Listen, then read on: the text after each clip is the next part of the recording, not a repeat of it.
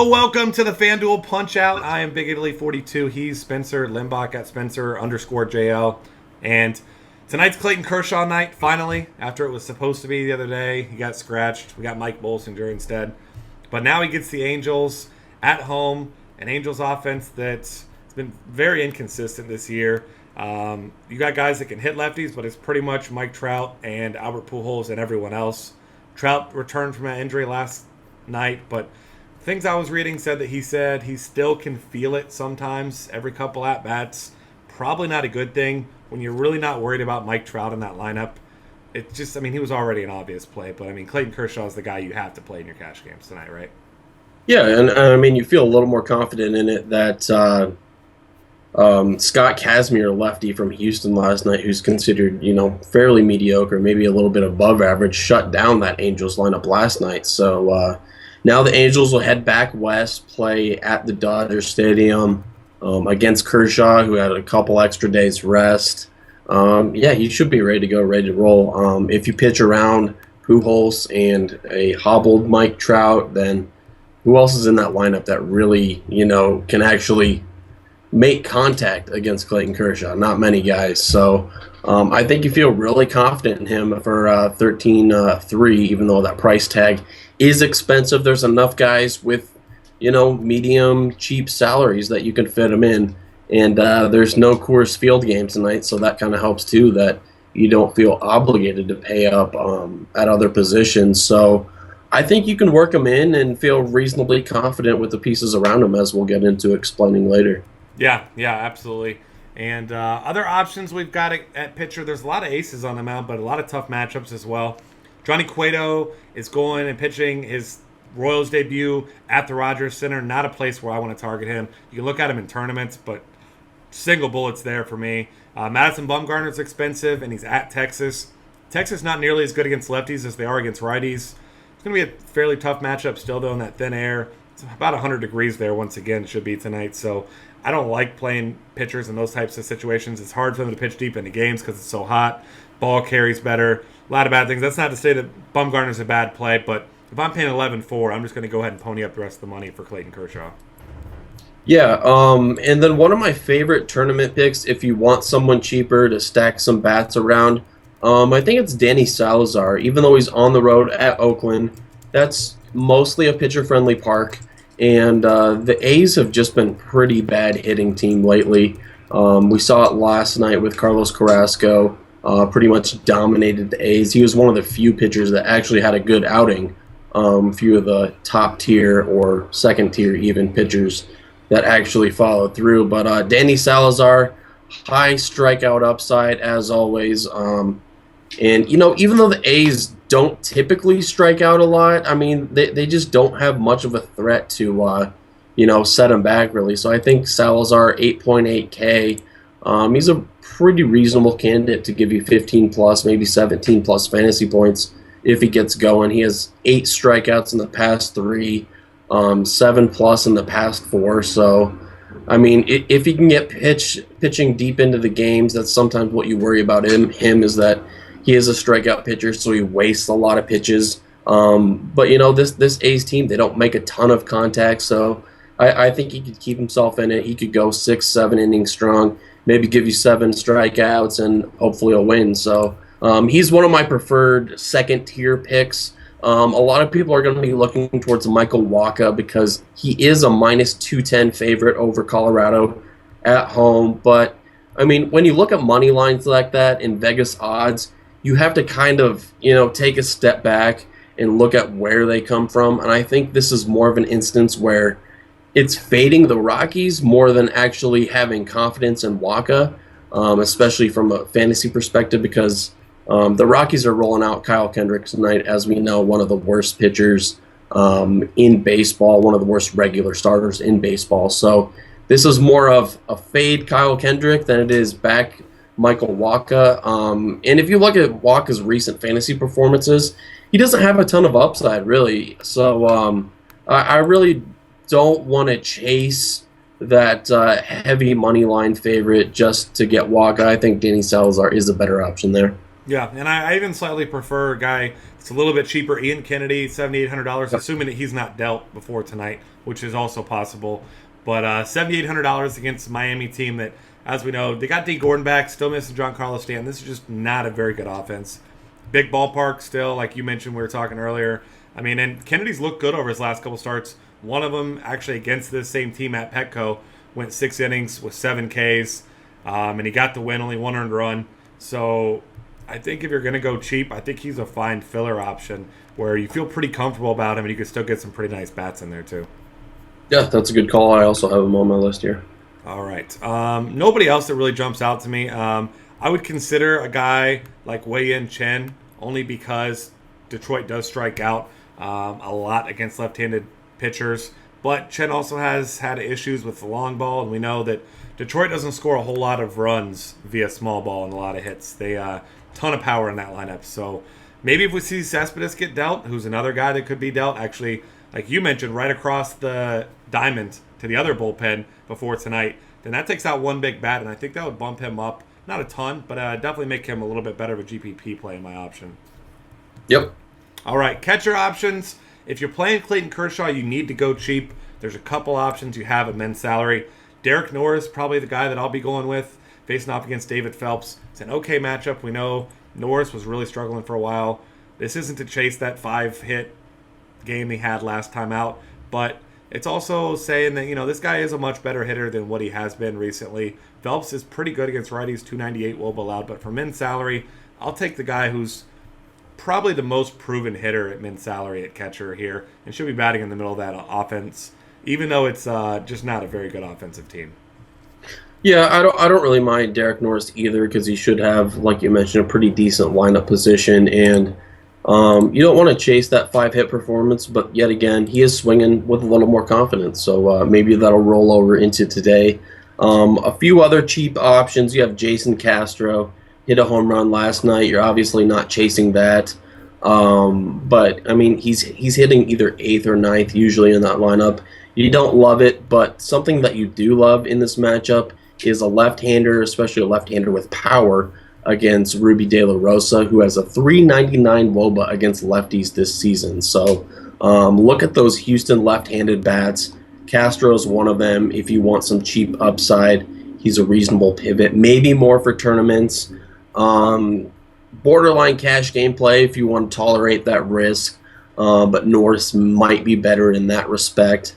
Otherwise, you do have Stephen Vogt, who is bare minimum salary, actually the very last catcher on the board, which is strange seeing because he was in that upper tier for a while, but he's extremely cold. We said Danny Salazar is in a decent spot to do some damage against an ice-cold Oakland lineup, but, Stephen Vogt, if this is the game he turns it around, he could have a Derek Norris-like performance where his true talent level far exceeds this minimum salary, so he's just going to break out anytime around the corner. The matchup isn't great, but I mean that's a calculated risk you can take tonight just because the talent level far exceeds where he's priced. Yeah, and Danny Salazar's one main weakness is giving up home runs, 1.21 per 9. So really only going to take one big hit for Vogt to turn it around and pay off that cheap salary tonight.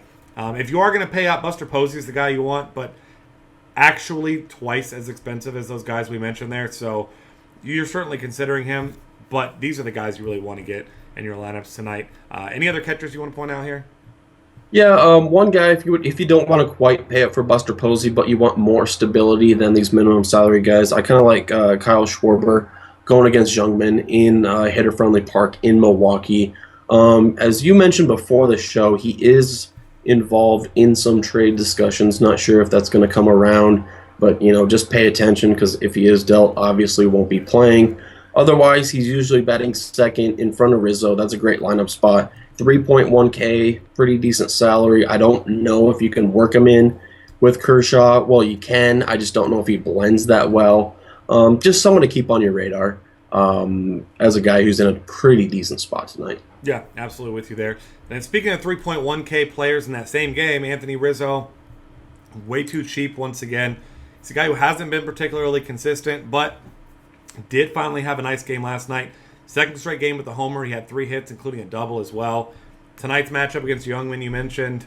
Youngman's been pretty good, but this is a Cubs offense that has also been struggling. But it's going to be another one of those nights where it seems that Anthony Rizzo, so much cheaper than the other big bats at first base, that he's probably going to be a pretty popular cash game option. And if he continues to get it going, we've seen him go on these streaks here where he just crushes the ball, it's going to be a tough fade. So I think in cash games, he's probably the way I'll be going, the way most people will be going.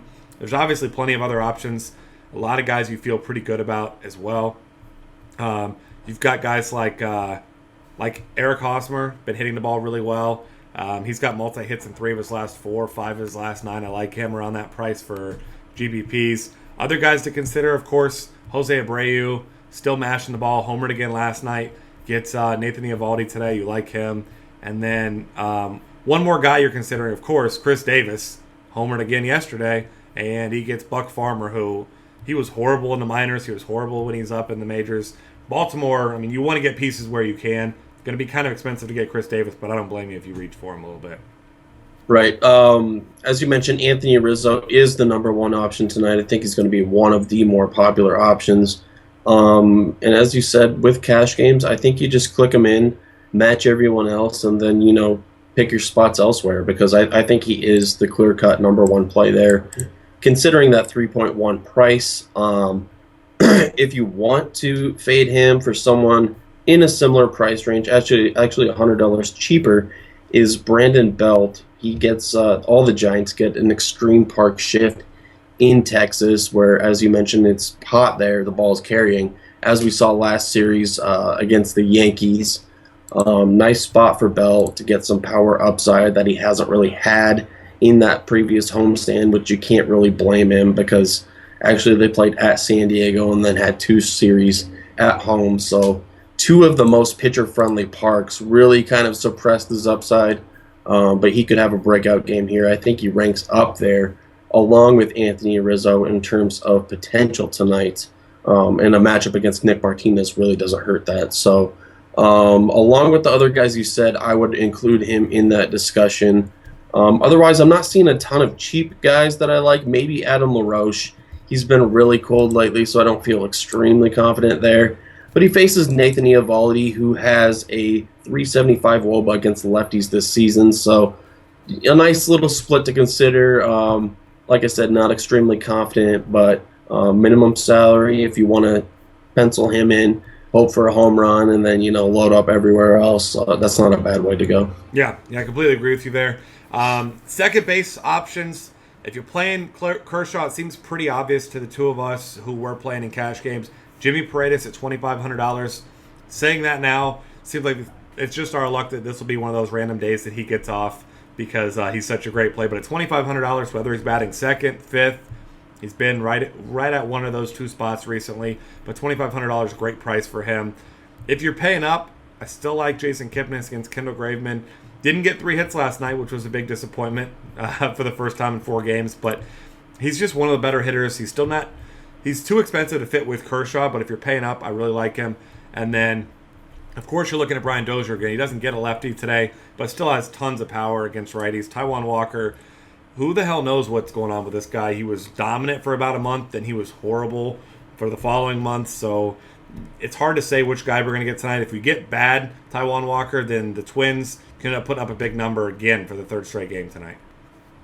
Yeah, a couple other second base options I like. I think Paredes is the pick if you're going Clayton Kershaw, like you mentioned. You want to get some pieces of this Baltimore offense. I think he's a very easy one to click in and feel good about. So if you want to go a different direction and you have the cap space to do so, I like a couple guys pretty equally at 3.1K. Yep. And they are Neil Walker and Colton Wong. You have Neil Walker against Michael Lorenzen. Nice park shift there in Cincinnati. And Lorenzen, 454 WOBA against left-handed hitters. Granted, small sample size, 28 innings pitched there. But, I mean, it shows a real susceptibility. So definitely target the Pittsburgh lefties. Neil Walker's switch hitter profile is much better from the left side of the plate. So feel confident in him tonight. Otherwise, Colton Wong against Kyle Kendrick. As we said, one of the worst pitchers in baseball, one of the worst regular starters in baseball. Kendrick has a 419 WOBA against left-handed hitters. So you have to feel confident in Wong, Carpenter, Hayward, all those guys tonight. So those are two options that I really feel confident with at second base. True. And one more cheap option coming off of probably the best day of his career. Brandon Phillips is only 2.4K. So obviously not expecting a performance like he had last night. But Jeff Flock, still not a very good major league pitcher. So don't mind going that route. If Paredes isn't in the lineup, that's probably the way that I'll pivot straight to him. That's a good call. All right, third base options. Once again, going to start with your value option to fit with Kershaw. There's two of them, same price, 2.8K that we've been looking at. Evan Longoria gets a lefty, and Eduardo Rodriguez, who, as we know, have been very susceptible recently. Longo finally starting to swing a hot bat over his last 7 games, 4 doubles, a couple home runs, a couple multi-hit games, $2,800 for him. Same goes for Miguel Sano. He gets Taijuan Walker mentioned. Walker struggles at times. Sano's been very consistent, positive points each of his last 10. Not a whole lot of big games in there. And then those are probably the two guys I'm looking at the most. But then $100 below those guys, you get Matt Carpenter, who also had a monster game last night, 2 home runs and a double. So take your pick there. Carpenter, Longoria, probably the two better plays. But I think Sano's a nice tournament option. Yeah, I also have Todd Frazier on that list, 3.7K. Obviously, you're not going to fit him in with Kershaw, but if you're going a little cheaper, I think he's a high upside pick in a righty-lefty matchup at home. Otherwise, yes, Evan Longoria is my cash game play. He blends in easily with Kershaw. Righty-lefty matchup, park upgrade in Fenway. I mean, you just have to really like that spot. Otherwise, Matt Carpenter is a pivot off of him that you don't mind for the same reason I outlined with Colton Wong. And as you said, he's finally starting to get things going. Went 4 for 5 against a lefty. I guess, 2 or 3 of those at-bats were against the lefty, but still pretty impressive. Not expecting a 2 home run performance for Matt Carpenter like he did last night, but just very solid there for a cash game pick. Otherwise, I mean, you can't forget about Matt Duffy. He's 3.3K, maybe a little more expensive than you'd like, but someone to blend in there if you are running multiple tournament lineups. Nick Martinez of Texas has reverse splits, actually 396 WOBA against right-handed hitters this season. Matt Duffy usually batting third in front of Buster Posey. Have to really like him today, especially that park shift in Texas. Yep, absolutely with you there. Shortstop options, there's not a lot of great ones. Tulo, $1,000 price jump. Now he gets Johnny Cueto. This is not Danny Duffy on the other side, so tournament option at best there. Carlos Correa gets Ruby De La Rosa. And De La Rosa actually really good against right-handed batters. You mentioned how bad he is against lefties, so not a great matchup for him, but I still like him in tournaments because this guy does hit the ball a long way. Other guy I'm looking at is Jung Ho Kong, $3,300 if you're paying up. I like him as well. I mean, the guy's been swinging a hot bat. Struggled last night, but Michael Lorenzen is worse against lefties, yes, but hasn't been particularly great against righties either. But if you're going to play Clayton Kershaw, you got to go cheap. And one guy that kind of stood out earlier when we were looking was Jose Iglesias. $2,500, should be batting second once again. 3 hits last night. He's a guy that doesn't have a ton of upside, but he's a good hitter. Bats around 300, so if he gets on, Detroit scores some runs against Chen, then he should easily pay off that cheap salary. Yeah, I kind of like him too. Just a nice little adequate play there that allows you to reach up at other positions. It's obviously you're gonna have to consider what fits well, who else you're trying to work in, because shortstop, as usual, not any must plays considering the price point. So just more of a fill out the guys you like, come back to it, and just see which salary level works. Some viable plays within that. Having said that, I just noticed an option that I previously overlooked, and it's Johnny Peralta at 2.6K. How do you feel about him against Kyle Kendrick? You know he's going to have a decent lineup spot. The Cardinals are expected to do some damage. I think this is a decent way to, kind of get some exposure there, some cheap exposure at a pretty uninspiring position. Do you like Johnny Peralta at all? Yeah, I do. I actually kind of overlooked that salary too. I was expecting him to be in the mid 3K range. So, I mean, he's been probably one of the most consistent shortstops in the game, and we know that Kendrick. I mean, yeah, he's been worse against lefties this year, but he's not exactly a good pitcher against righties either. Everyone hits him hard. Yeah. So yeah, I like that a lot, and one of the higher team totals on the night. So Yep. that Otherwise, makes a lot of sense. yeah, if you have the cap space, I think Brandon Crawford makes a lot of sense, even though he'll be batting likely seventh or so. Don't let that lineup position really scare you off entirely, because I think the Giants will be going up and down the order like no one's business tonight. I mean, they certainly have the potential to in Texas. And we know Crawford has the upside, even at home games in that pitcher-friendly park. So this shift to Globe Life Park in Arlington really could do him well. Could be a breakout series for him, as we saw with the Yankees in Texas earlier this week. So, yeah, those are mostly the plays that I'm looking at.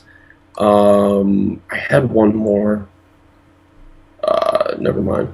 I lost it. All right. Well, we'll find some more for you here. Starting off in the outfield, I'm not playing Mike Trout in this matchup. Not 100%. Not a chance. One guy will be. Go ahead. I found it. Who you got? And I actually wanted to ask your opinion on it. It's Suarez of Cincinnati. I know he's been hitting down on the lineup, but he's been okay recently as a righty-lefty matchup against Locke. I mean, would you go his way for minimum salary if you needed him and you could load up everywhere else and get the guys you want? Do you think that's okay? Yeah, I don't mind him, especially if Jay Bruce ends up getting dealt. He'll probably bump up in the lineup, so he probably should bat fifth or sixth. Yeah. So, yeah, for min salary, I like that. Yeah. All right, outfield options. Bryce Harper, $5,000. He gets Matt Harvey today. Seems like a tough matchup. Harper coming off that big game a couple days ago, but Matt Harvey's allowed 13 home runs this season to left-handed batters and a 330 WOBA. So, yes, he's a very good pitcher, but he is not a very good pitcher against left-handed batters this season. So, Bryce Harper, I think, is a great tournament option. We know the kind of upside that he has. Outside of that, we're going to highlight a couple of cheaper guys here for you that you're going to need with your Clayton Kershaw. Adam Jones, you mentioned, went down in salary. Now he gets Buck Farmer. We know how terrible he is. All Jones did last night was get on base 3 times. 2 walks, a hit. That hit just so happened to be a home run. He scored 3 runs, $2,900. He's got to be one of the chalk plays of the night, and I will have him in my cash game lineup. He's one of the few guys that's just going to be locked in at that price. Yeah, I mean, he's definitely a fantastic play at that price. Another guy you love the salary, love the matchup is Gregory Polanco at 2.5K, leading off for Pittsburgh, one of the highest team totals of the night. As we mentioned, Michael Lorenzen, 454 WOBA split against lefties. So Gregory Polanco, Adam Jones, I think those are 2 solid, easy picks for cash games that blend very well with Clayton Kershaw. Otherwise, if you want to steer up a little bit, if you're looking for those guys, Nelson Cruz has significant home run potential against Tommy Malone, who has been struggling in that department recently. Going into the season, we know Tommy Malone has home run proneness, I guess you could say. And he's been showing it lately. He's kind of been regressing in that regard. And, Nelson Cruz, mashes lefties, could really get it going tonight. 4.2K, obviously expensive. Can't get him with Kershaw. But if you're building the tournament team around Salazar or Kennedy or someone else, definitely a guy to consider. I'm expecting him to have very high home run odds as we look at it tonight. Speaking of home run upside, Steven Souza is 2.3K in Fenway Park tonight, one of the most hitter-friendly parks aside from Colorado. Righty-lefty matchup, will likely be batting second again. He's definitely a boomer bust candidate, but sometimes it pays off to go that route when you're looking at someone near minimum salary, other than, say, comparing him to Angel Pagan, is minimum salary and who only gets like maybe a single or 2, maybe a run, and I'll give you 3 points. It kind of makes sense to go with Steven Souza in that route, and maybe you can get a 2-3 run homer, and then you're set. You're way ahead of the pack getting a guy like that. So I really like him tonight. I think he might even be in my cash game lineups.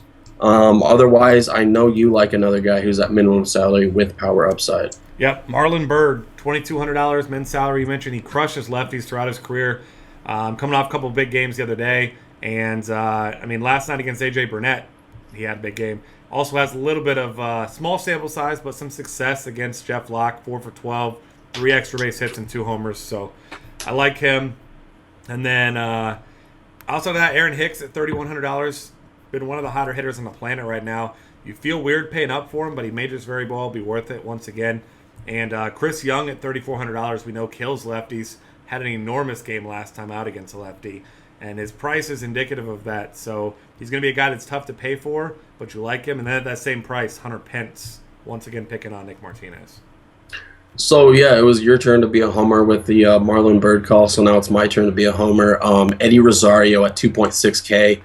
Almost hit for the cycle last night. Obviously, you're not chasing that, but this guy's been killing the ball. Multi-hit games in 4 of the past 5. 3 straight games with a triple. So, I mean, you know he's hitting into the gap. You know he has the speed on top of that. He's scoring runs, getting RBIs, just doing everything, really. And he's only 2.6K. You have to figure that price is going up in the meantime. And as we said, Taijuan Walker, he throws hard, but, I mean, he's been leaving a lot over the plate recently, and I think Eddie Rosario is in a fine spot to keep things going, swinging that confident bat. So I like him at 2.6K. Some other guys I'm looking at, I mean, that's pretty much it. I said Angel Pagan. I just don't love the upside, though, like I mentioned before. Starling Marte is another guy who caught my eye. Pittsburgh, one of the highest team totals of the night. We said Michael Lorenzen, much friendlier to left-handed hitters, but Marte just hits everyone, basically gets on base every game. You have to kind of like his upside here as a cheaper version of Andrew McCutchen, who, in my opinion, is one of the top overall plays of the night from the outfield, but I really don't think you can pay for him. So Marte is a good way to get exposure to that game without really breaking the bank. Yeah, I'm with you there. I like that call. And that's going to wrap things up. Find us on Twitter at DF Cafe. Subscribe to our YouTube channel and check out all of our great content at dailyfantasycafe.com.